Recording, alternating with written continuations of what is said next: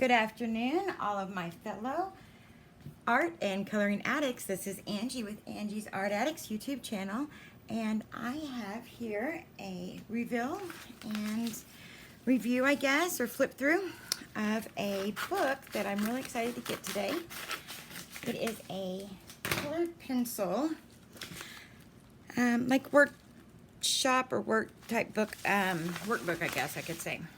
It's a lot like the Helen Ellingston books, except this one is called Love Colored Pencils, and it is by Vivian Wong.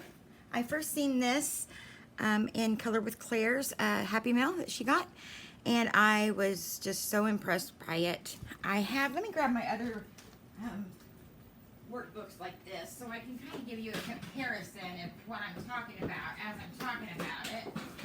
So, sorry about that. I should have been more prepared. So I originally got these two books, and these are amazing books. Both of them are very, very good books.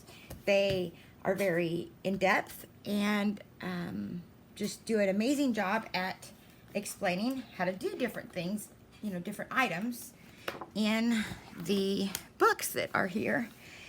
And there are some areas where you can do it side by side, but a lot of them have it like pages afterwards, and so that was one issue I had with them. Another one was the paper quality. I didn't think was perfect for me, and so I was in search for a different colored pencil book. And when I seen this one, oh, that's the marker one I have, sorry. This is just showing the different ones I have. Here it is. So here's the I Love Colored Pencils book.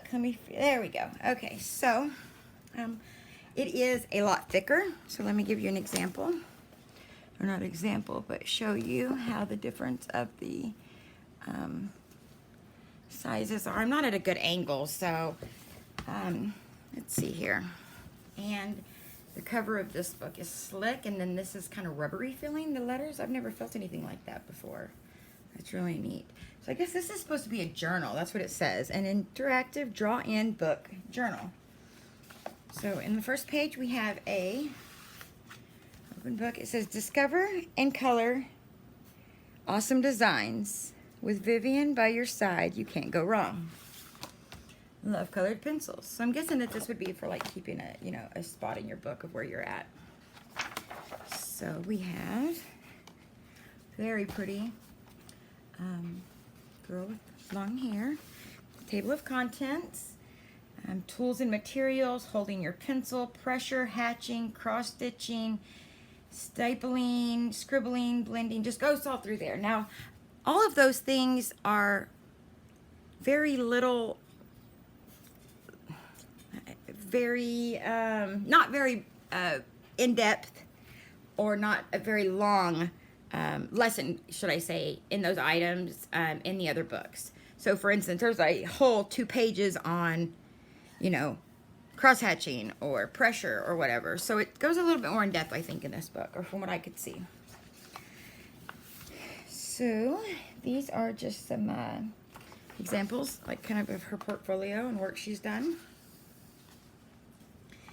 And chapter 1 is tools and techniques. And we have, oh, it says right here, I'm sorry, colored pencils, blending stump, sketchbook and paper, and sharpener. And it talks a little bit about each one in there.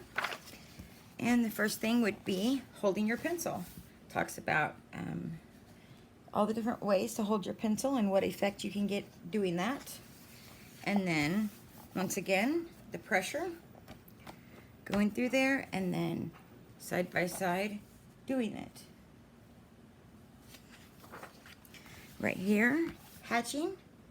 So it shows all the different types of hatching and different ways, like basket weave hatching and different things, and how and what that would be good for, and then an area for you to try it out on also. This is cross hatching. Same difference, or same thing. I'm sorry, that's so country sounding. This is stapling. I'm sorry, that's not getting very good coloring. So there's their stapling, which is very light. And then a place for you to practice it. Here is scribbling, and a place for you to practice it. Here is blending and a place for you to practice it. And it goes, you know, each thing tells you how they do it and what the next step is. So this is Vivian's go-to colors and why. And then you can try it yourself. And over here's a large version of it. So this is creating new colors from primary colors.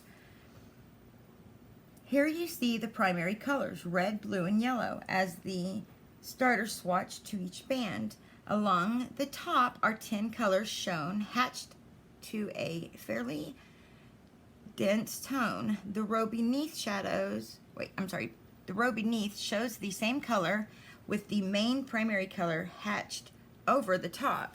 So pretty much I would call this like a colored pencil glazing chart, and I have made one before, pretty much showing that if you put red over yellow, what it will be. If you put yellow over red, what it will be, and so on and so forth, and how you can make one of those yourself. And then this one tells you that you should try it yourself. So, you know, come up with different colors, or you can use the ones they have there, and try the different blends and keep a list of it for the future. Here is the Art Spectrum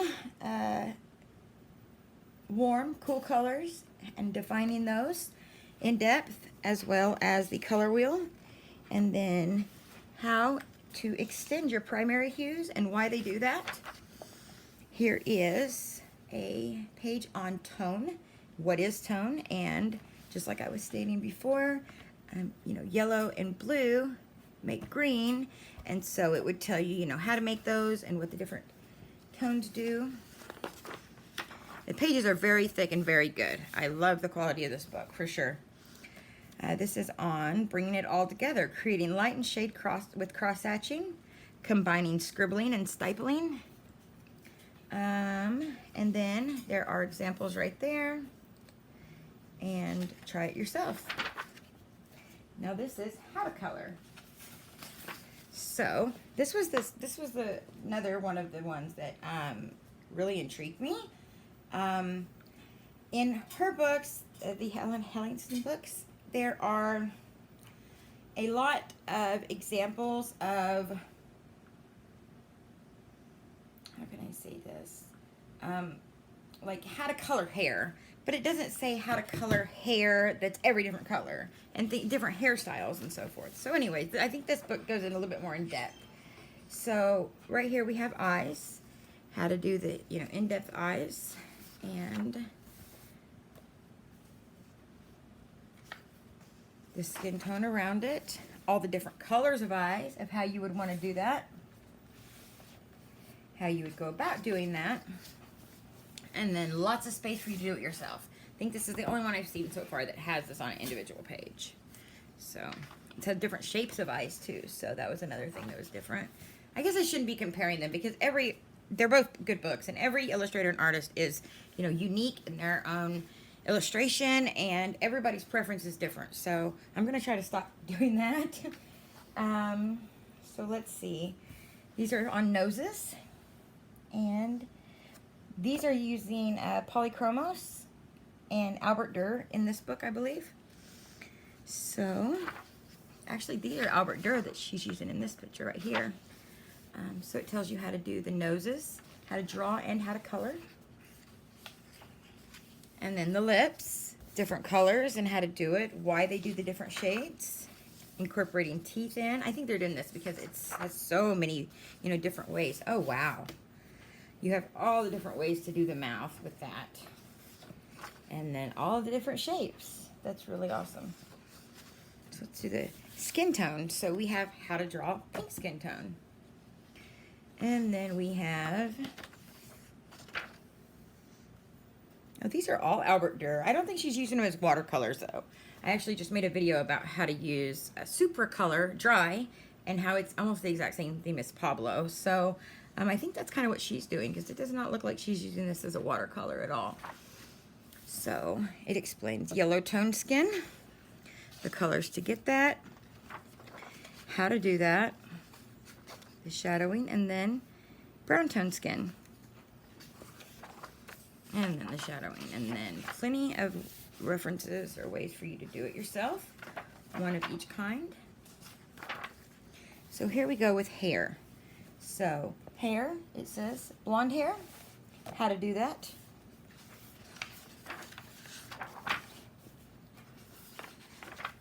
And then let's see, how to do brunette.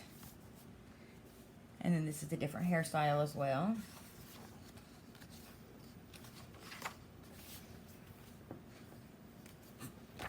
And then braided ombre.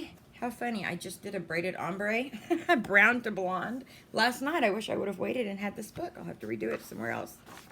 So that's really awesome. And then looking at shape and color a little bit more in depth. And then chapter 3 is my favorite things. Owls, feathers, how to do them, how to draw them, and how to color them in and what colors.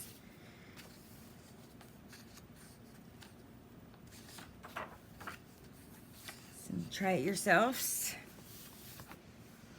Lions, or no, this is a leopard, I'm sorry, but she's explaining fur and how to do that. In depth, going, you know, zooming up on the pictures, showing them each step of the way. Flowers. There's a rose.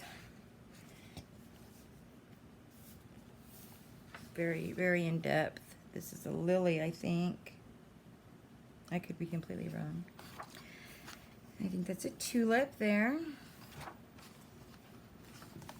And that would be the end of that. So, really gives you a good variety. I think that there's a place for both of the books, honestly, on my bookshelf and in my collection. I think I would learn a lot from both of them. I need to get dedicated in doing it and put those to work. So, I hope that you enjoyed watching that, and perhaps you, like myself, find that book beautiful and interesting and would be great to add to your collection on different workbooks to help you with your art. And I know I have, I believe the only other one that I have other than these four is the Watercolor with Me in the Forest workbook, which I will do a review on at some point. So, hope you had a blessed and wonderful day and enjoyed watching this. Hope to see you again, and thank you very much.